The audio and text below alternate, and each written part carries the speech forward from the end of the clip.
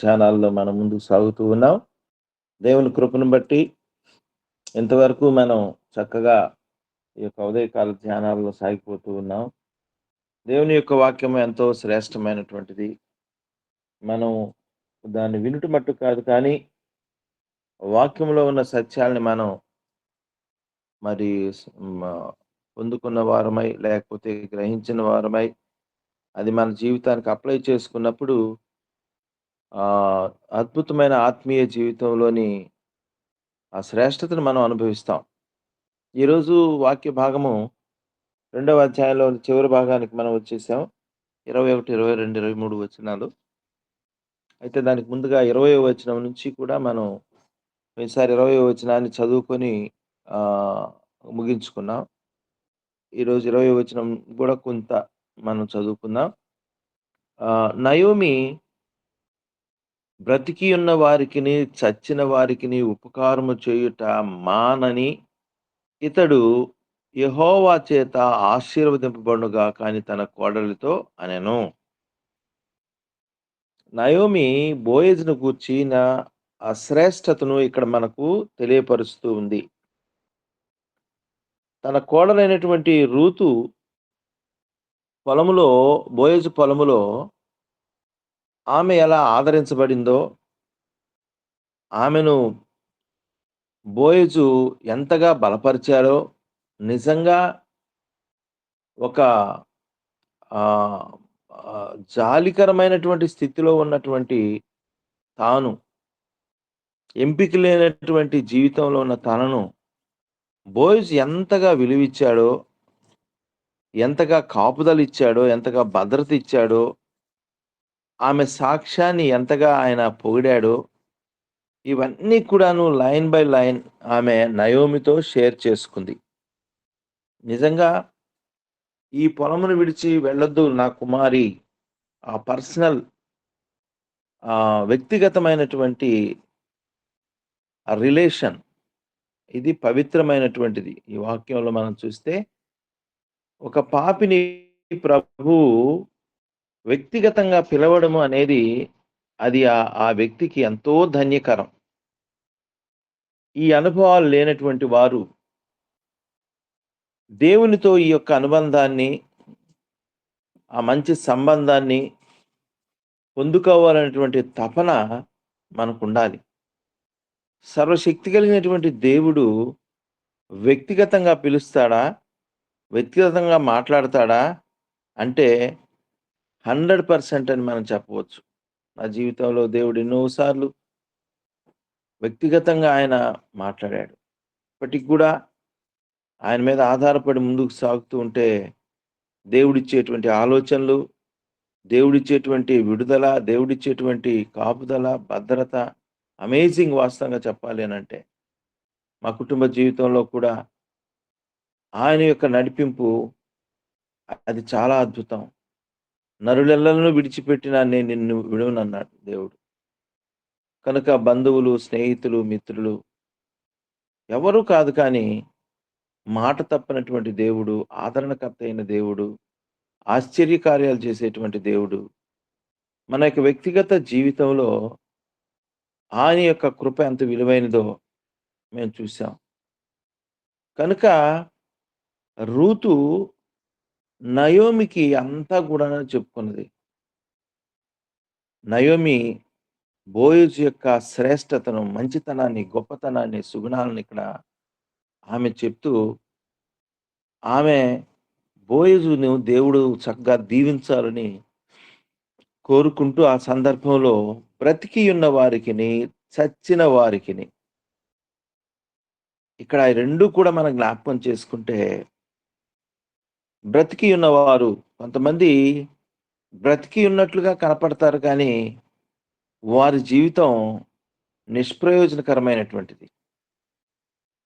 కొంతమంది చనిపోతారు కానీ, అయినను వారు చేసినటువంటి మేలులు, వారు చేసినటువంటి వారు నడిచిన ప్రవర్తన అంతా కూడాను మరలా, మరలా మనం జ్ఞాపకం చేసుకుంటూనే ఉంటాం. మనం కొన్నిసార్లు చెప్తాం.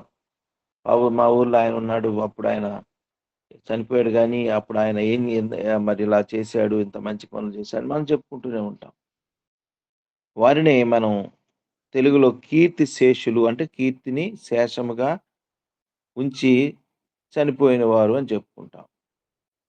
అయితే మన భాషలో దైవికమైన భాషలో ప్రభువునందు నిద్రించడము అనేది చాలా శ్రేష్టమైనటువంటిది. కీర్తి ప్రతిష్టల కంటే ప్రభువునందు నిద్రించడం. సరే. ఇక్కడ ఆమె చెప్పేదేంటి బ్రతికిన వారికిని ఇక్కడ మనం చూస్తూ ఉన్నాం. ఒక బ్రతికినటువంటి జనాన్ని చూస్తూ ఉన్నాం. బోయజు పొలంలో పనిచేయువారైతేనేమి, నయోమి అయితేనేమి, రూత్ అయితేనేమి అందరూ కూడా బ్రతికి ఉన్నవారు. వారికిని ఆయన సహాయం చేస్తూ ఉన్నాడు. రూతుకి సహాయం చేస్తూ ఉన్నాడు. ఏ భేదము లేకుండా ఆయన సహాయం చేస్తూ ఉన్నాడు. ఇశ్రాయేలీయులు లేదా బెత్లెహేము వారికిని సహాయకుడుగా ఉన్నాడు. మోయాబీ దేశం నుంచి వచ్చినటువంటి రూతుకును, ఆమె యొక్క దేశమును బట్టి గాని, ఆమె భర్త చనిపోయినదని గాని, ఎలాంటి భేదము లేకుండా ఆయన ఆదరించాడు. భర్త చనిపోయిన స్త్రీకి గౌరవం ఉండదు. మన దేశంలో ఇది ఒక భయంకరమైనటువంటి ఆహ్, సామాజికమైన అన్యాయపు చూపు. ఆ స్త్రీలు పడే వేదన, బాధతో అంత మాత్రమే కాకుండా ఆమెకి ఆమె పోగొట్టుకున్నటువంటి గుర్తింపు ఇవన్నీ కూడాను మనం సమాజంలో చూచినప్పుడు విధవరాండ్ర పైన ఉన్నటువంటి చాలా చిన్న చూపు సమాజంలో మనం గమనిస్తూ ఉన్నాం. కానీ దేవుడు అలా కాదు. దేవుని యొక్క చూపు అలాంటిది కాదు. దాన్ని అర్థం చేసుకునే దాని కొరకే ఇక్కడ మనం బోయజ్‌ని అబ్జర్వ్ చేస్తే ఆయన అలాంటి రూతుని ఎంతగా ఆదరించాడో. రెండవదిగా చనిపోయిన వారికిని అంటే ఎలీమెలెకు చనిపోయాడు. ఎలీమెలెకు వంశము అంతటితో అంతరించిపోయింది. కానీ ఇప్పుడు రివైవ్ కాబోతూ ఉంది. ఎలీమెలెకు వంశాన్ని ఉద్ధరించబోతూ ఉన్నాడు. ఎలీమెలెకు వంశానికి ఒక గుర్తింపు రాబోతూ ఉంది. కనుక ఎలీమెలకుకు సంబంధించినటువంటి రూతును మరి బోయజు ఎంతగా ఆదరించాడో చచ్చిన వారికిని మేలు చేయక ఆలోచన చేయండి. సమానంగా చూసేటువంటి గొప్ప మనస్సు ప్రార్థించేవారు, వాక్య బోధకులు లేకపోతే దేవుని బిడ్డలు అనబడే వాళ్ళ జీవితాల్లో కూడాను అరుదైపోయింది. ఎందుకు అనంటే నిజమైన ప్రేమ మన హృదయంలో లేదు అని చెప్పాలి. నిజమైనటువంటి ప్రేమ వ్యక్తి యొక్క స్థితిని చూస్తుంది. వ్యక్తి యొక్క స్థాయిని కాదు. వాడు గొప్ప, పేదవాడా, లేకపోతే ఇంకోటా కాదు. అందుకనే ఉన్న పాటున ప్రభువు రమ్మంటున్నాడు. నువ్వు ఏ స్థితిలో ఉన్నా, ఏ దౌర్భాగ్య స్థితిలో ఉన్నా, ఎంత జుగుప్సాకరమైనటువంటి జీవితంలో ఉన్నా, ఉన్న పాటున నువ్వు నా యొద్దకు రా. నిన్ను నేను తీర్చిదిద్దుతాను. నీకు నూతన జీవితాన్ని ఇస్తాను నేను. విలువైన జీవితాన్ని ఇస్తాను అని ప్రభువు చెప్తూ ఉన్నాడు. కనుక ఎందుకనంటే దేవుని ప్రేమ అలాంటిది. బిడ్డ తప్పు చేసినా ఆ తండ్రి ఆ క్షణకాలం మాత్రమే కోపం. తర్వాత రెట్టింపు ప్రేమతో ఆ బిడ్డని కౌగిలించుకొని, ఆదరించి, ముద్దాడి, ఈ అయ్యో! కోప్పడ్డాను. అయ్యో! ఒక దెబ్బ కొట్టాను. బిడ్డని ఇంకా ఏదో తెలియక చేశాడు. ఇంకా ఏం తీసి సంతోషపెడదాం ఆ బిడ్డకి. ప్రేమ సమస్తాన్ని కప్పుతుందంట. ప్రేమ తాళుతుందంట. ప్రేమ సహనం చూపిస్తుందంట. కనుక దైవికమైనటువంటి ప్రేమ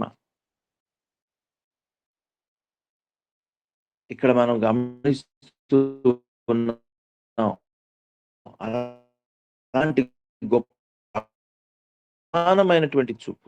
మనలో చూస్తుంటే ఈరోజు ఆహ్, అల్లూరులో జరుగుతున్నటువంటి ఈ పరిచర్యలో ఉన్న ఒక విశిష్టత ఏంటి అనంటే, వాక్యపు నెరవేర్పులో సేవకులు, పాస్టర్సు మనమందరం ముందుకు సాగుతున్నాం. నిజంగా కూడాను ఇది గొప్ప విషయం. అదేంటో అర్థమై ఉంటుంది. ఏంటది? డినామినేషన్స్ గూడా పక్కన పెట్టి అంటే వాటి విలువలను కాదు. ఏ డినామినేషన్‌కి సంబంధించినప్పటికి కూడా ప్రభువు సేవలో, సువార్త ప్రకటనలో, వాక్య ధ్యానంలో, కలిసి ముందుకు సాగుటలో అందరూ గూడాను ఏక మనస్సు కలిగి ముందుకు సాగుతూ ఉన్నారు. సహోదరులు డిఫరెంట్. అయితే ఐక్యత వారిని వన్నెస్‌లోనికి తీసుకొని వస్తుంది. అందుకనే సహోదరులు ఐక్యత కలిసి నివసించుట ఎంత మేలు, అది ఎంత మనోహరము. అక్కడ శాశ్వతమైన జీవం ఉండాలని దేవుడు ఆజ్ఞాపించాడంట. ఈ యొక్క వన్నెస్, ఈ యొక్క యూనిటీ కుటుంబాలలోను, ఈ వన్నెస్ దేవుని బిడ్డల మధ్యను, సహవాసంలోను ఉంటే అక్కడ శాశ్వతమైన జీవం ఉంటుందంట. ఈ రోజుల్లో మనం డినామినేషన్ ఫీలింగ్స్ ఎక్కువ. వాళ్ళు లూథరన్, వీళ్ళు బాప్టిస్టులు, వీళ్ళు బిలీవర్స్, వీళ్ళు బ్రదరను. ఈ చట్రాల వైపు మనం చూస్తున్నాం గానీ, ఆత్మీయమైన ఎదుగుదల కొరకు ఏర్పాటు చేయబడినటువంటి ఈ చట్రాలు, ఈ సర్కిల్స్ వ్యక్తుల్ని ఏం చేస్తున్నాయంటే బంధించేస్తూ ఉన్నాయి. అసమానమైనటువంటి చూపు. నేను కొన్ని ఆహ్, మీటింగ్స్‌లో నేను ఇన్వాల్వ్ అయినప్పుడు, లేదా పబ్లిక్ మీటింగ్స్‌లో, లేదా ఆహ్, ఈ యొక్క మణిపూర్ సంఘటనలో ర్యాలీస్‌లో పాలుపంపులు పొందినప్పుడు నేను చాలా ఆహ్, గమనించాను నేను. నడిపించేటువంటి వ్యక్తి ఒకవేళ బాప్టిస్ట్ ఆయన అయిననుకోండి, ఆయన బాప్టిస్టోళ్ళనే పిలిచి ప్రార్థన చేయమంటాడు. బిలీవర్స్ అయితే, లేకపోతే భక్సింగ్ సహవాసం అయితే, లేకపోతే ఎల్‌డిఎఫ్‌ఓళ్ళు అయితే, లేకపోతే వాట్ ఈస్ దిస్? ఇయన్నీ కూడాను ఎలాగున్నాయంటే, అక్కడ దేవుని యొక్క చిత్తం ఎలా నెరవేర్చబడుతుంది? దేవుని యొక్క గొప్ప కార్యాలు ఎలాగ చూడగలుగుతాం? ఆయన ఎలాగ ఇన్వాల్వ్ అవుతాడు? తండ్రికున్నటువంటి నలుగురు, ఐదుగురు కుమారులు కలిసి ఒక పని చేస్తూ ఉంటే, తండ్రి వారితో ఉండాలనికి ఇష్టమవుతది. ఎవడి దారి వాడిది, ఎవడి మొహం వాడు తిప్పుకొని పోతూ ఉంటే, ఆ తండ్రికి ఎంత బాధ, ఎంత వేదన. కనుక ఇక్కడ అసమానమైనటువంటి చూపు ఈరోజు మనలో ఒకవేళ ఉన్నదేమో పరిశీలన చేసుకుందాం. దేవుని ప్రేమ కలిగి నేను జీవిస్తున్నానా లేదా అనే దానికి నిదర్శనం ఏంటనంటే, సమానమైనటువంటి చూపు. ఒక్కోసారి మనం ఎవరికి సహాయం చేస్తామంటే క్రైస్తవులకే సహాయం చేస్తాం. క్రీస్తులో బ్రతికి ఉన్న వారికే సహాయం చేస్తాం. అది ఆశీర్వాదం అని అనుకుంటాం. చాలా సార్లు మనం రిలీజియన్‌గా, కమ్యూనిటీ పరంగా, స్థాయి పరంగా, ఊరు పరంగా ఉందా లేదా? మనం సార్వత్రిక సంఘ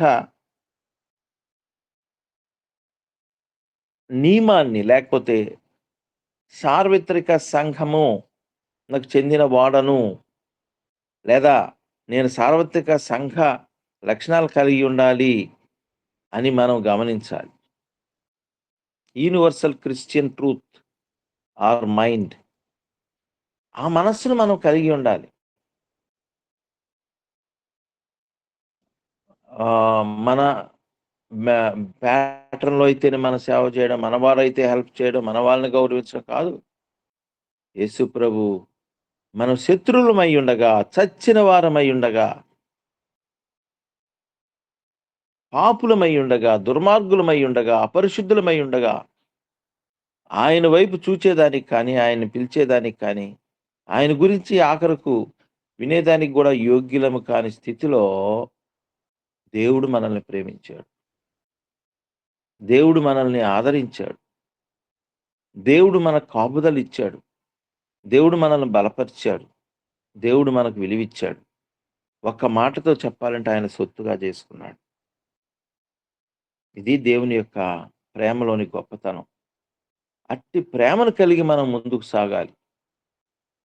దేవునిలో ఉన్నటువంటి ఉన్నతమైనటువంటి పిలుపుకు ఫలితం మనకు రావాలి అనంటే,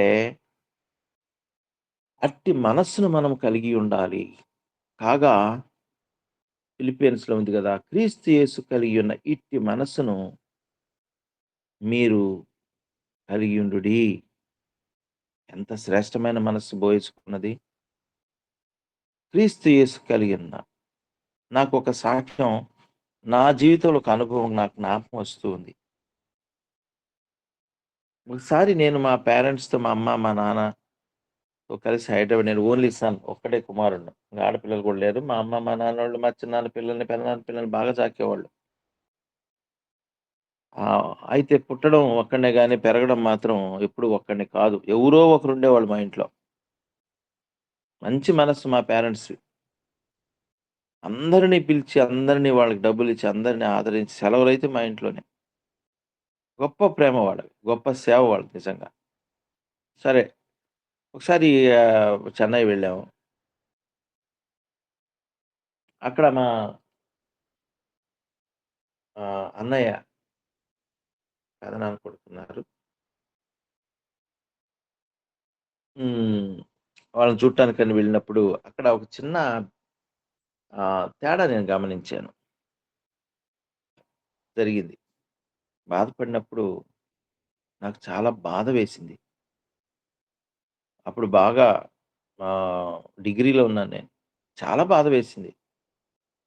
మా అమ్మని, మా నాన్నని ఎలాగైనా గాని నేను వాళ్ళ స్థాయి పెంచాలి. వాళ్ళకి జరిగినటువంటి ఈ చిన్న నెగ్లిజెన్స్ లేకపోతే చిన్న చూపుని తట్టుకోలేకపోయాను. కోపమొచ్చింది. అయితే రక్షణలో ఉన్నాను. నేను రక్షించబడ్డాను. బాగా ప్రార్థనలో ఉన్నాను. దేవుని చేత వ్యక్తిగతంగా దర్శించబడ్డాను. అయితే శరీరం పనిచేస్తా ఉంది. రోషం, బాధ, వేదన సూళ్ళూరుపేట వచ్చేసాం. అప్పుడు సూళ్ళూరుపేటలో పనిచేస్తున్నాను. లెటర్ తీసుకొని ఒక మెసేజ్ పెట్టి రాసేద్దాం. తిట్టి రాద్దాం అని జెప్పి అప్పుడు ఈ ఫోన్‌లు లేవు. అని చాలా బాధతో ఉంటే మా మిసెస్ అనింది. "ఏంటి అలాగున్నావు ఇట్లా" అంటే, అప్పుడు ఆమె ఏదేదో చెప్పింది. కొంత కోపం తగ్గిచ్చింది. లెటర్ ఆపేసింది. అయిపోయింది. కానీ నాలో ఉన్న బాధ పోలే. అక్కడ గిడియన్స్ మీటింగు నేనప్పుడు చైర్మన్ గిడియన్స్ అక్కడ సుళ్ళూరుపేట ఏరియాకి. ఒక లూథరన్ చర్చ్‌లో మీటింగ్ పెడితే అక్కడికి మేమందరం కలుసుకున్నాం అక్కడ. ఆ బాధతోనే కూర్చున్నా నేను. అలాగా చూస్తూ ఉంటే ఆ లోపల ఒక వాక్యం రాయబడి ఉంది. కాగా క్రీస్తు యేసు కలిగియున్న ఇట్టి మనస్సును మీరు కలిగియుండుడి అని. అప్పుడు నాకు ఆ వాక్యం చదివిన వెంటనే నాకు మండే మంట మీద నీళ్లు పోసినట్టు అయిపోయింది. ఏంటి క్రీస్తు యేసు ఎలాంటి మనసు కలిగి ఉన్నాడు? ఆయన బాధించబడియు నోరు వెప్పలేదు. నిందించబడియు మాట్లాడలేదు. మౌనం వహించాడు. గొర్రెవలే మౌనం వహించేవాడు. తట్టుకున్నాడు, తాళుకున్నాడు, సహించాడు. ఎన్ని తప్పులు చేసుంటే ఆయన క్షమించాడు. ఇవన్నీ ఒక్క రీల్‌లాగా తిరిగినప్పుడు అబ్బా! యేసయ్య మనస్సు ఎలాంటిదండి. ఇలాంటి మనసు కలిగి ఉంటే ఎంత ధన్యత నాకు ఆ వాక్యం విలువ అప్పుడు అర్థమైంది. ప్రేమ నాలో నిజంగా ప్రేముంటే సహించి, క్షమించి తిరిగి ప్రేమిస్తుంది గదా! నాలో ఉండేది నా ప్రేమే దేవుని ప్రేమ కాదని అర్థమైపోయింది. అప్పుడు నేను నిజంగా చాలా సంతోషించాను. దేవుని వాక్యం లిటరల్‌గా అర్థమైపోయింది. ఒక్క నిమిషంలో నా యొక్క హృదయంలో ఉన్నటువంటి ఆ ద్వేషం కడగబడింది. అందుకనే దేవుని వాక్యమును అర్థం చేసుకోవాలి. వాక్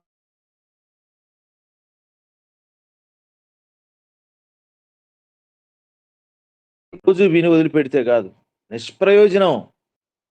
మనం ఆ వాక్యాన్ని సొంతం చేసుకోవాలి. మన అనుదిన జీవితంలో దాన్ని ప్రదర్శించాలి. దాని గొప్పదనాన్ని మన జీవితంలో ఆ సారం ప్రవహించాలి.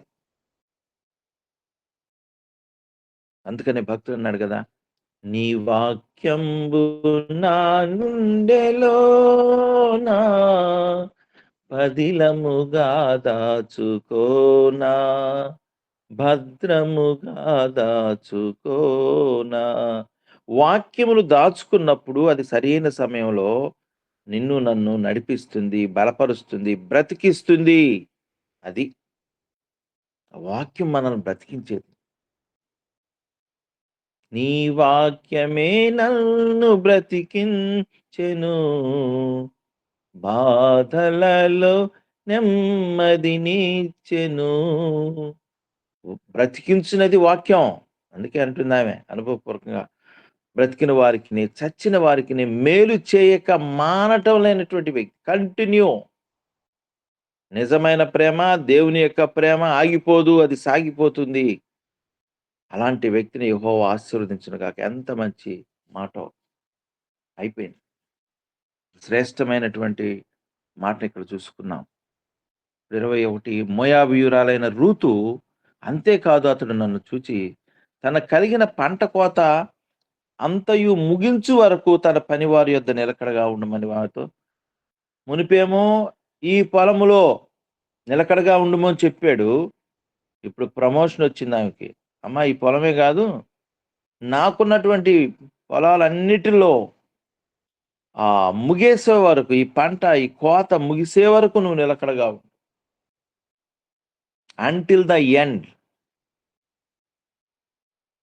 దేవుని యొక్క ఆత్మల పంట ఎంతవరకు ముగుస్తుందో మనకు తెలీదు.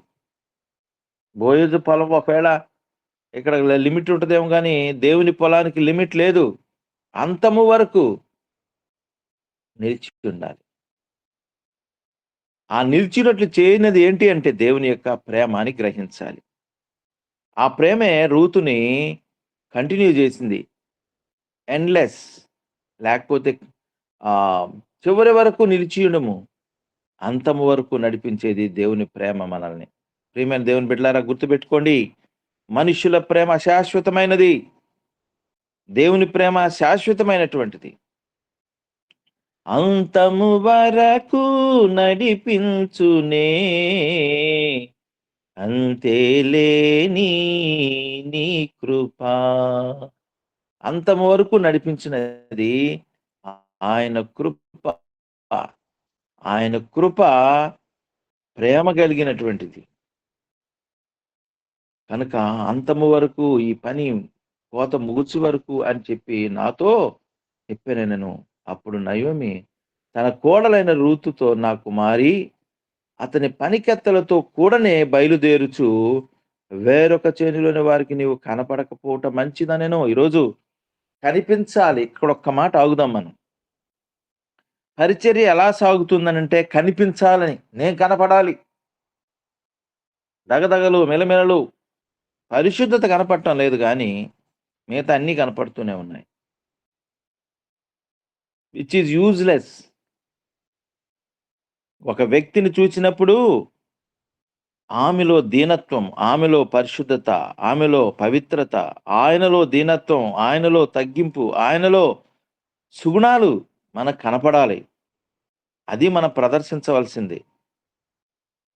లోకస్తులు డాంబికమైన జీవితం, నేత్రాశ, జీవపు డంబం, శరీరాశ ఇవి కనపడుతూ ఉంటాయి. ఒక విశ్వాసిని చూసినప్పుడు కనపడవలసినవి ఏంటి? దేవుని యొక్క సుగుణాలు, దీనత్వము, తగ్గింపు, ప్రేమ, సహనము.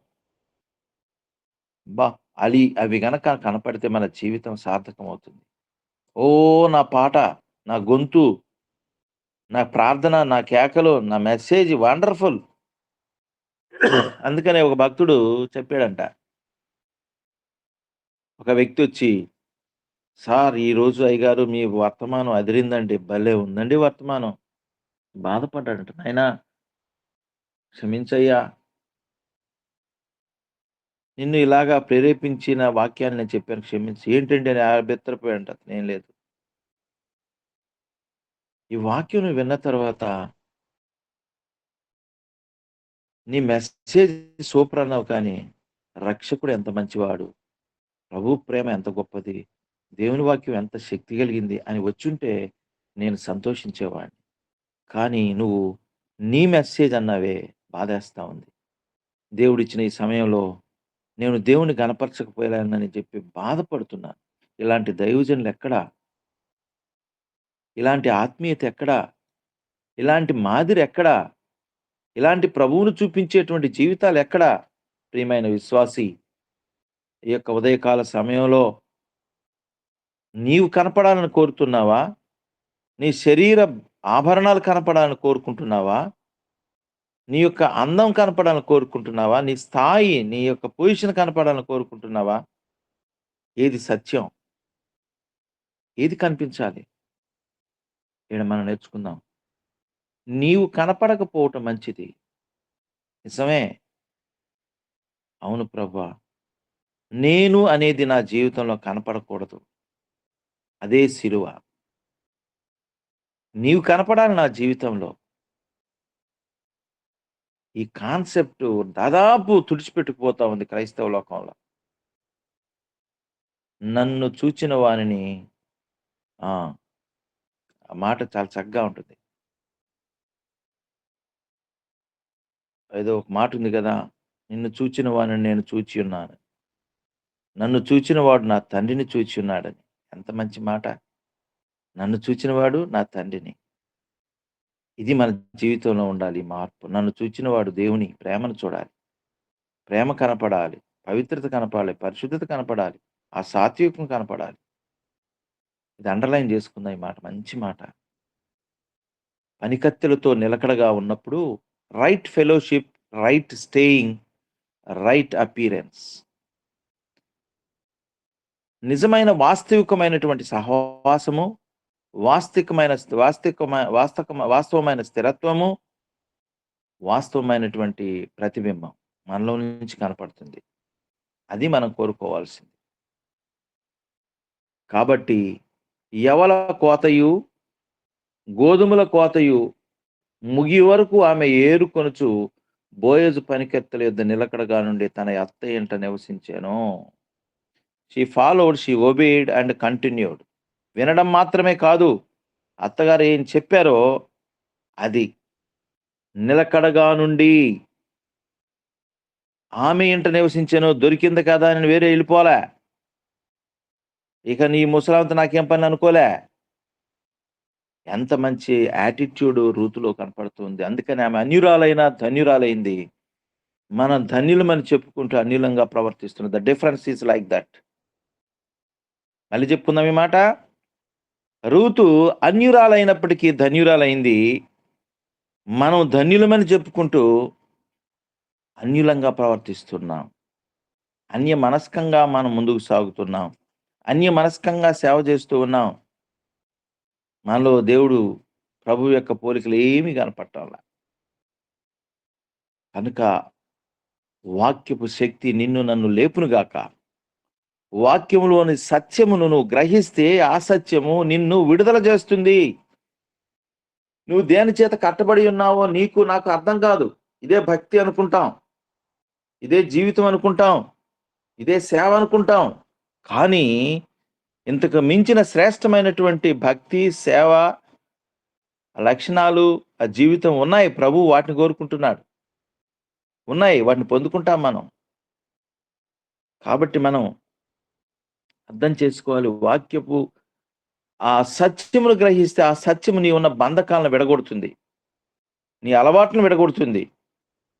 నీ మూతి తిప్పుకునే స్వభావాన్ని నుంచి నిన్ను విడుదల చేస్తుంది. అలిగే స్వభావం నుంచి విడుదల చేస్తుంది. ప్రభువు యొక్క కార్యము, ప్రణాళిక నీ ద్వారా నెరవేర్చబడకుండా ఏ శరీర కార్యాలు నిన్ను అడ్డుకుంటున్నాయో వాటి నుంచి నువ్వు విడుదల పొందుతావు. ఆ సత్యము నిన్ను విడుదల చేస్తుంది. అందుకనే ఏంటి వాక్యం ఏం చెప్తుంది? వాక్యములు ఏం నేర్చుకుంటున్నాం? వాక్యం ద్వారా దేవుడు నాలోనికి ఏం ఇంజెక్ట్ చేస్తున్నాడు? అందుకు నేను రెడీగా ఉన్నానా? యాక్సెప్ట్ చేస్తున్నా అనే పరిశీలన మనకు అవసరం. అప్పుడు నీ జీవితము ఇంకొకరిని వెలిగిస్తుంది. నిజంగా దేవుని యొక్క ఆత్మ మనలో ఉంటే యోహాను సువార్తలో ఉంది. నిజమైన వెలుగుండెను. అది ఈ లోకంలోనికి వచ్చి ఇతరులను వెలిగించుచుండెను. యెస్. ఆ వెలుగు సంబంధమైన ఆత్మ లేకపోతే, ఆ ఆత్మ మనం పొందుకున్నది నిజమైతే, అది ఇంకొకరిని ఆలోచింపచేస్తుంది, ఇంకొకరిని వెలిగిస్తుంది, ఇంకొకరిని ఆదరిస్తుంది, ఇంకొకరిని క్రీస్తు యొద్దకి నడిపిస్తుంది. అలాంటి జీవితం మనం కావాలని కోరుకుందాం. ప్రభు దగ్గర అడుగుదాం, ఆశిద్దాం, పొందుకుందాం. దేవుడు మనకు అట్టి ధన్యత దయచేయునుగాక. ఆమేన్.